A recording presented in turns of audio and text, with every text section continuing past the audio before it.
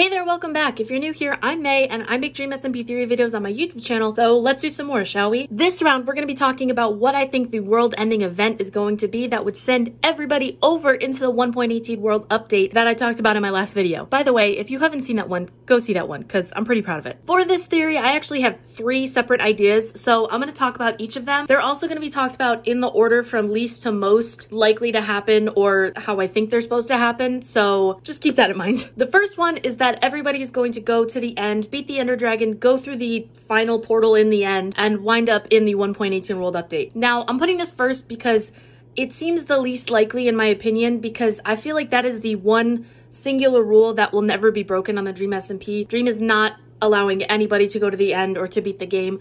Plus, that allows people to get even more OP with like shulker boxes and elytras. It would also make it so that Hannah's canonical lore of having fairy wings as the elytra not make sense anymore. And I feel like that's kind of important. However, I do think that there is going to be some sort of portal that everybody has to go through to get to the 1.18 update, but I'm pretty sure it's probably just going to be the one that already exists in the Dream SMP right next to the community house portal thing. That's theory number 1. Okay, so the second theory that's a little bit more likely in my opinion is that this 1.18 world update that everyone's gonna be going to is actually just an alternate version of the Dream SMP that Carl has traveled to because he's a time traveler. Basically, we have learned that Carl starts misremembering things as he's gone back in time. So this version of the Dream SMP could be potentially one that he remembers now being a part of, and that's how everybody's gonna have different relationships and stuff, because they said that this new shift or world-ending event is going to cause everybody to rethink their relationships and potentially sort of reset some storylines,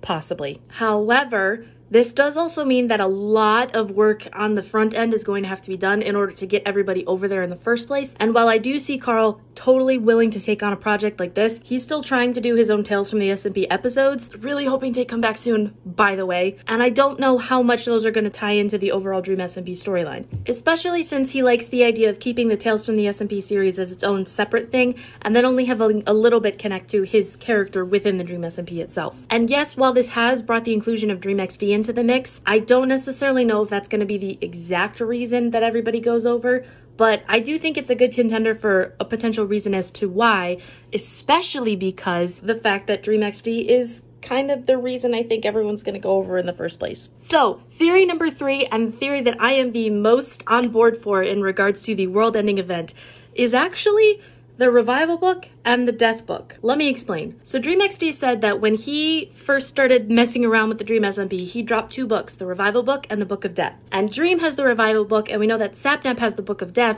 However, each come with their own consequences. At least we can assume the Revival book has consequences if the Book of Death has consequences, but we just don't know what those consequences are. My theory is that it's going to come to a final standoff where Sapnap and Dream are both going to have their particular books, or somebody and somebody are going to have the Book of Death and the Revival book, and somebody is going to try and use the Book of Death on themselves and somebody else, because if you use the Book of Death on someone, you also end up taking your own life as well. So they're going to use the Book of Death on someone, and then somebody with the Revival book is going to revive that person at the same time that they are trying to be killed by somebody else. And this is going to cause some sort of big influx, because the powers can't work like that. Either nothing's gonna happen or the world's gonna implode, essentially. And because of that, XD is gonna come in and be like, I can't fix this. I don't know how to fit, like, it's not gonna work. And that's gonna force everybody to escape, and the only way to keep the Dream SMP as it is without the world like essentially imploding on everybody is for them to shut themselves off from it. So basically the 2 people who have decided to use the books